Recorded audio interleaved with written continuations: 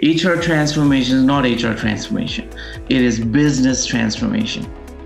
Nobody wants to talk about HR transformation. That's period. And I remember during the COVID times, one of the common themes in a lot of the events or conferences, which obviously were online at that point in time, I'm talking 2020, 2021. One of the key talking points was CHROs and CPOs now have a board seat. CPOs have a bigger role to play to say, what are the talent requirements that you have? What are those big barriers that I can help you navigate and remove? You measure the technology based on the count of 10. If it takes more than 10 seconds or count of 10, whatever, like maybe 20 seconds for you, 1 Mississippi, 2 Mississippi, 3 Mississippi, right? And you're trying to find this information, say, how do I call this? After 10 counts, you're still struggling, you failed. Your transformation's failed. Like, whatever you're searching for, right? So can we use AI to make it fast? Absolutely.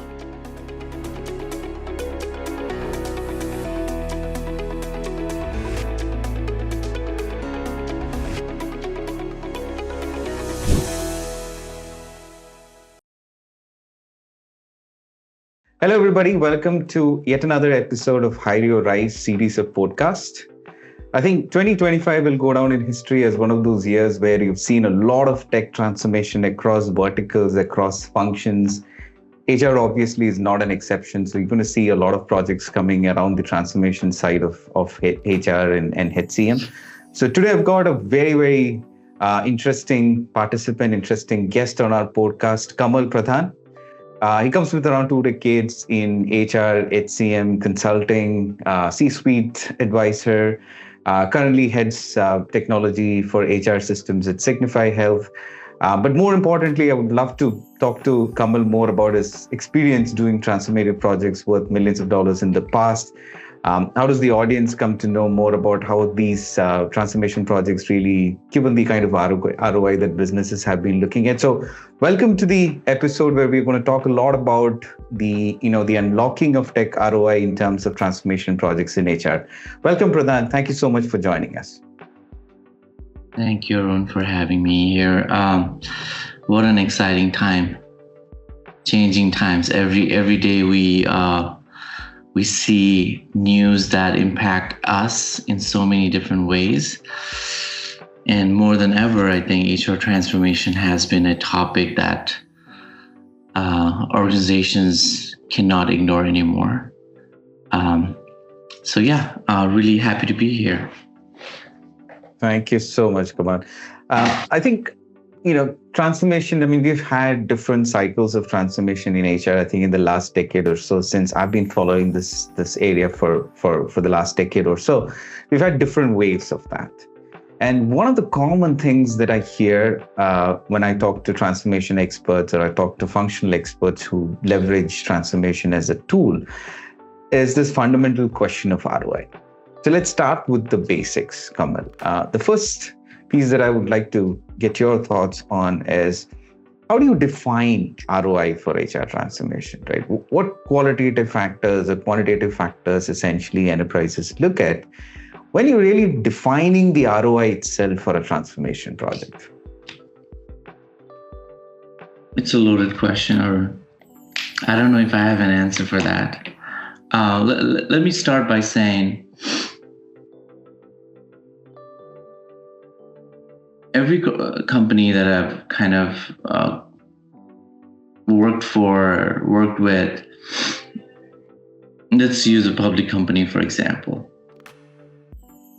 Your ROI really is the EBITDA numbers, right? In terms of the business growth, the stock market, the shareholder value, everything compiled in one. If those numbers are moving positive, right, that's where your ROI can be shown that these things impacted it. So I don't think that, traditionally what I've seen companies and even consulting firms do is that transformation just becomes we're spending, let's just say, a couple of $1 million to implement a new HR system. And then we're going to bring in some transformation consultants just to kind of show you new processes. And it's like, all right, overall, here's your investment. Let's just show you what you'll get out of it. And it usually is, oh, you know what? You'll have a better looking dashboard. That'll give you your pulse in the organization on your HR headcount, your turnover, and then you'll probably have a better employee experience. But a lot of times we miss the mark, and this is how it's going to impact your growth for the next 2 years. Well, that's one metric. This is how it's going to help increase your EBITDA numbers in the next few quarters. That's your second metric. And then the third is, wow, you really have a good culture. You really have good onboarding processes, good employee engagement. That means when you're hiring for new talent, your brand stands out so strong. You get better candidate pool. You get better talent that wants to stay. You get better talent that wants to join your company. So, those are the three areas that your ROI should really reflect. So I think it's much bigger than just X, dollars spent and Y dollars gained, right? Lovely. And I particularly liked and want to touch upon that metrics that you mentioned. You qualified it into three. I think there's a bit of tangible and intangible on that, right? On the tangible side, we're speaking about EBITDA, we're talking about numbers, we're talking about some of those direct metrics. And intangible is your experience, your brand, your culture, your showcasing, your storytelling, etc. Right? Do you want to kind of talk about, let's say, the top three tangible metrics that HR leaders, I know EBITDA is one angle that you mentioned, but do you want to talk a little bit about, let's say, the top three tangible metrics, essentially a starting point for HR leaders to look at when they embark on any transformation projects, for example? Sure.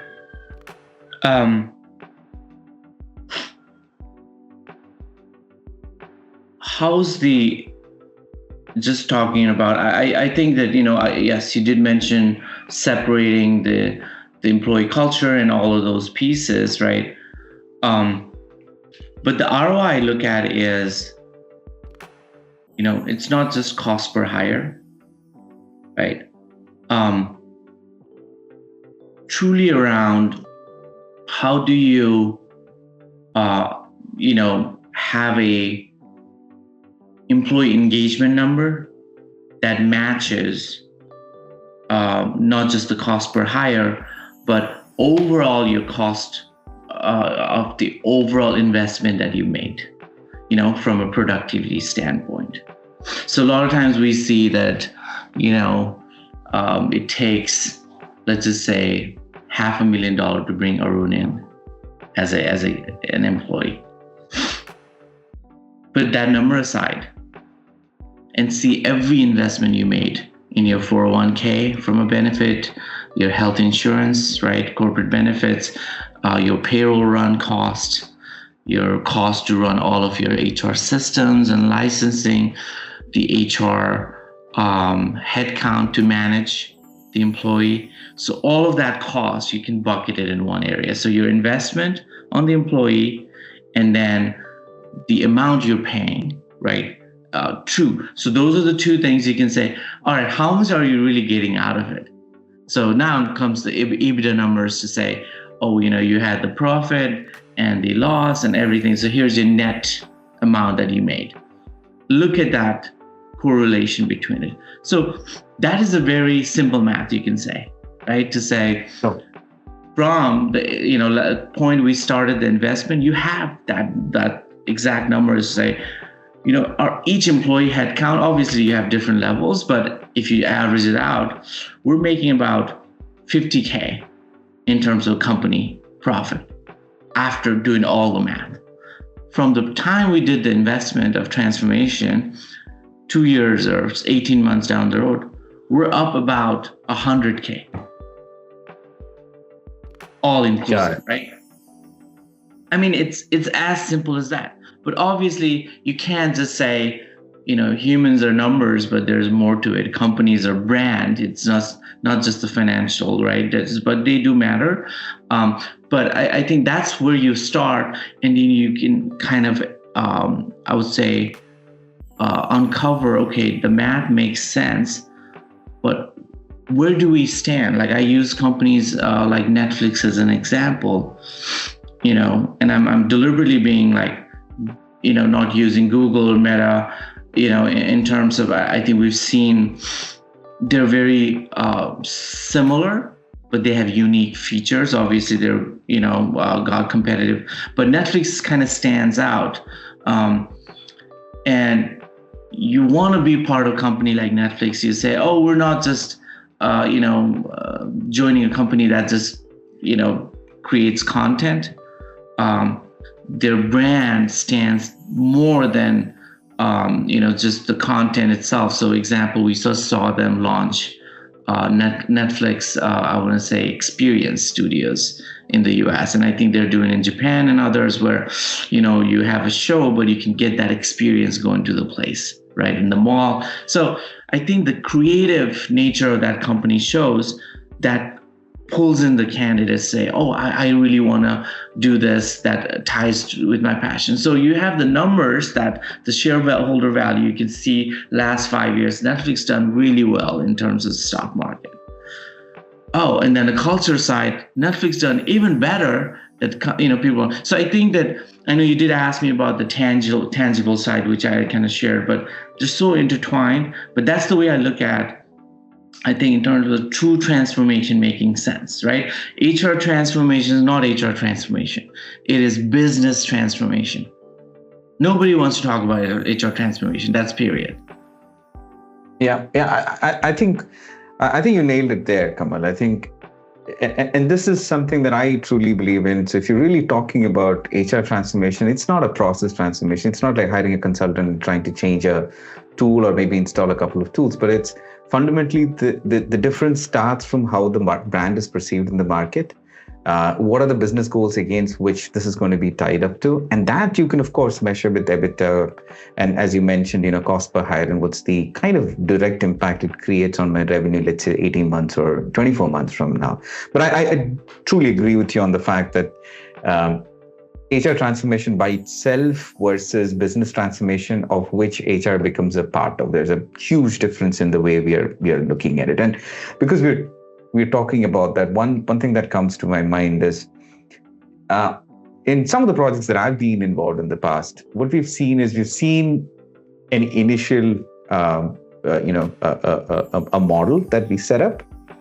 We look at how it changes, it transforms, especially large organizations, multiple departments, multiple groups that are working. They come back and kind of recalibrate, relook at what's been the strategy like, because transformation projects could run longer. The impact would be across functions. Have you seen this trend when you embark on projects, especially around HR, not just the HCM, the technology part of it, but the general HR transformation? Yeah. Have you seen that organizations adopting and being agile to kind of make those recalibrations and reset the path in itself in terms of how this needs to be? I'm asking this question because of the whole business aspect that you brought in and how HR supports that. Yep. No, I'm glad that we're going in this direction, right? In terms of the measure of a success for any organization today is not on just the quality of the product that you create, the value you bring, is how well you can weather the storm, how well you can be agile enough to maneuver when things are not the same, right? You have the headwinds coming and you have the tailwinds. And what you're touching, Arun, is org agility. That's what we're talking about here. Is, let's say, obviously we went through the COVID, the pandemic timeframe where a lot of companies died and some companies really did well.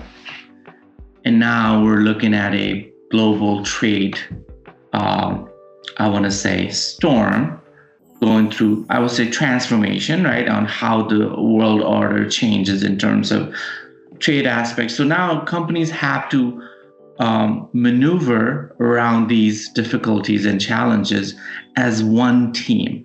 So putting the technology aside just for HR is when we do have to shift our focus, be agile as one group between HR, IT, business, finances. How soon can you do that? Right. And the smaller, the better, right? You can all sit in a conference room and be like, all right, this is what we're doing. And make that 100 times bigger in terms of employee size is how do you cascade those goals fast enough? Because you set your goals beginning of the year or year end for the next year. And 2 months down the road, you're like, no, we need to scrap all of those. We need to recalibrate our goals, bring all the hiring managers, all the, I want to say leaders in the company, all the colleagues or employees, and we say, hey team, we're actually changing our goal. So I'm going to use Microsoft as an example. So as recently we heard in the last few days, yes, they were going through a low performer reduction, right, in force. But then we heard the news about, nope, the middle management is going to go away as well. And so they were just trying to flatten the hierarchy model, which is something NVIDIA CEO Jensen Huang has also talked about, right? Is having very flat direct report model. So that way you're slowing it down. So it's really those transformations come in ways where you say, how fast, how nimble can we be? How fast can I get my message across? And how fast can we move as a team together towards that goal, especially the goal of AI revolution in terms of business, trade, making our goals, I want to say much more, achievable in less amount of time, right? And also, I think I don't want to leave our startup fraternity here, right? In terms of those initial investment of, the venture capital has changed. You're not looking at, you're going to get X million dollars for 5 years or 3 years. You're actually going to get chunks of it, and you need to show us how fast you're moving, how agile you are, and how soon you can get to those goals in the next few quarters. Based on that, we're going to give you more. So it's more of, everything is around org agility now. Perfect. And I think nothing better than agility when you're trying to look at a transformation project. And, piggybacking on what you said around technology and the AI revolution part of it, right? Let me ask a very tactical, simple, direct question, right? Now you've seen HR being talent acquisition, learning and development, talent management, different functions that come in as part of that.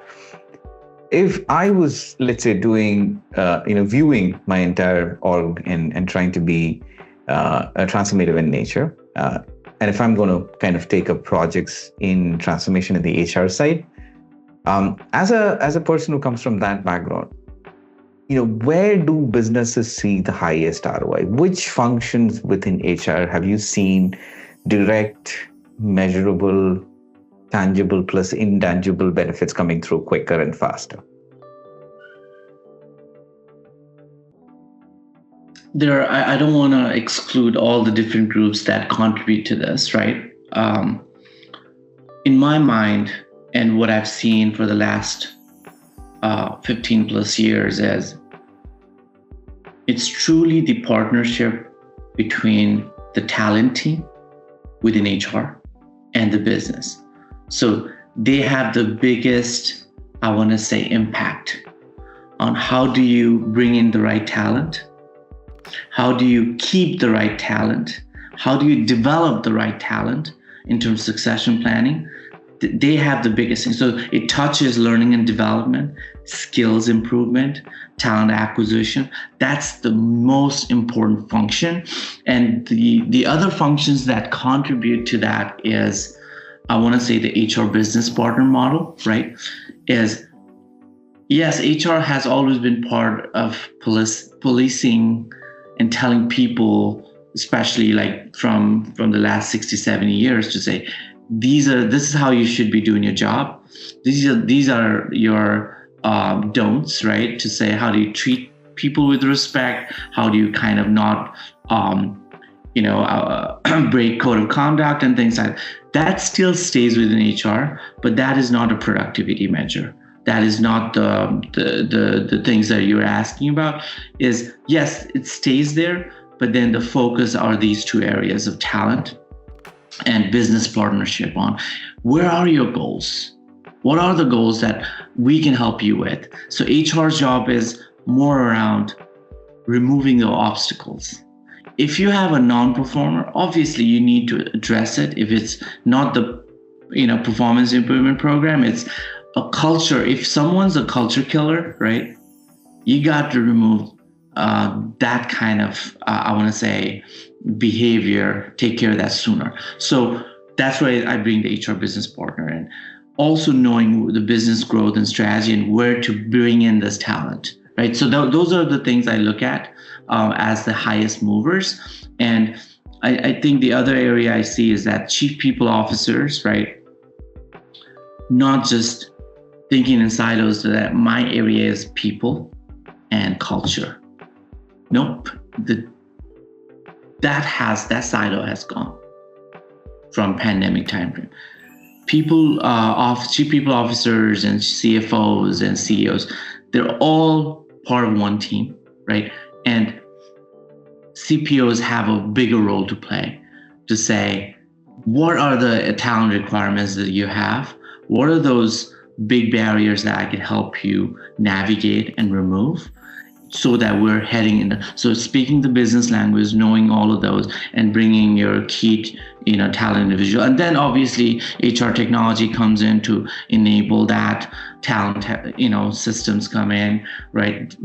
Analytics come in, AI definitely comes in to say, how do you make it seamless for our employee experience? So it's a collective goal, but those are the few areas that I really, really pay attention to.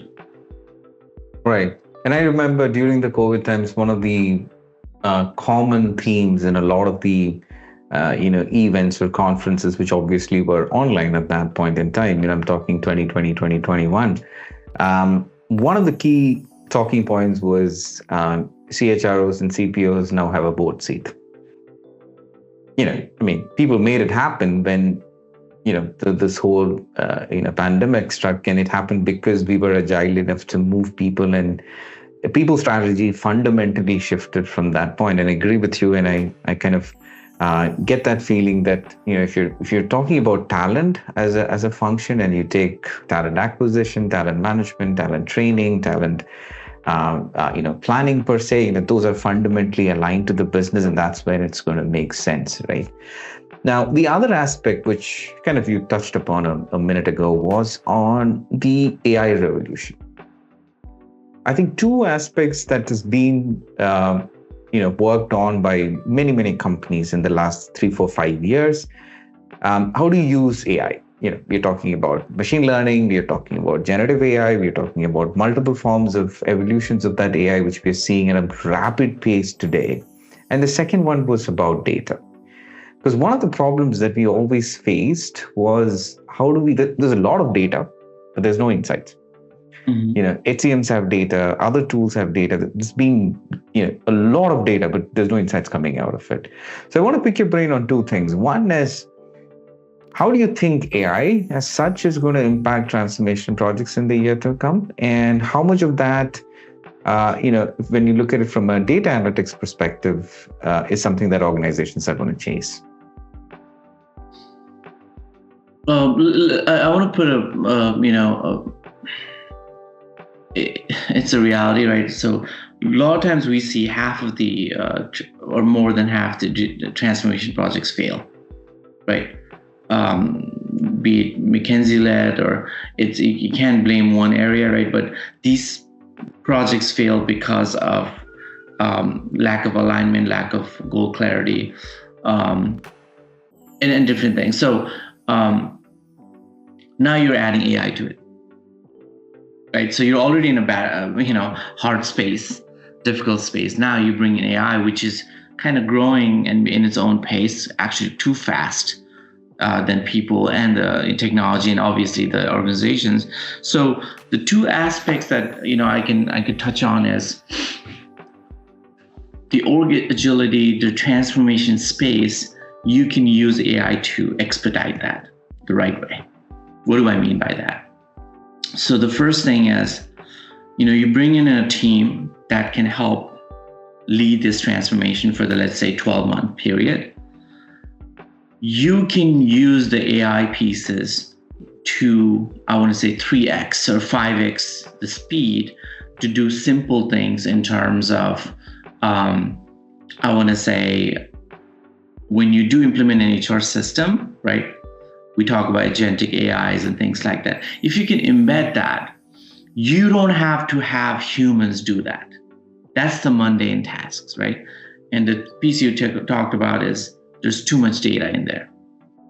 That's the hardest piece in this transformation. So AI actually is going to be a really good tool to dissect that data, be it HR data, be it finance data. So all the things we talked about is what makes a positive transformation is bring all of that data and let AI do the work, right? In terms of not just being like technical areas to say, here's 5 sets of data, put it in a database, then we will pull it, we will analyze it. No, let AI do that faster. And then you, from a human perspective, have those, really critical conversations with your business leaders to say, is this making sense? Is what we're looking at your data, is this truly what is happening in the organizations, right? So now you can pivot your transformation direction using AI and your expertise together. So that's one area, right? The second area is it adds on to this is now the insights become more, I want to say, valuable, right? As these, let's say you do a quarterly one or, 2 quarters later, you do an assessment, you can get those insights faster. But also the other thing is, if you are making those agile changes, sprint format changes faster, that means, a simple task like colleagues or employees that need information, let's say they want to do open enrollment or they need contact information for their, I want to say, medical insurance, or they have. So those are the things that you can use AI to expedite, make it easier. So the way I like to use it as a very tactile way is that you do a count, and this is something I'm stealing from a colleague, a friend of mine, who said, you measure the technology based on the count of 10. If it takes more than 10 seconds, or count of 10, whatever, like maybe 20 seconds for you, 1 Mississippi, 2 Mississippi, 3 Mississippi, right? And you're trying to find this information, say, how do I call this? After 10 counts, you're still struggling, you failed. Your transformation's failed. Like, whatever you're searching for, right? So can we use AI to make it fast? Absolutely. And that's the second area, is the employee experience, using all the data and analytics and dashboard to support the actual day-to-day, that actually boosts productivity. So you can say, oh, you know what? I got what I wanted. Now I can focus on my data. So those are 2 areas, right? I really look at. But yeah, it's an exciting time, Arun, right? As you started with the intro today, is 2025 is the year. Businesses are changing because of what's happening in the external environment, from expensive eggs, right, to AI touching different I want to say areas of automating, headcount reduction, challenges there.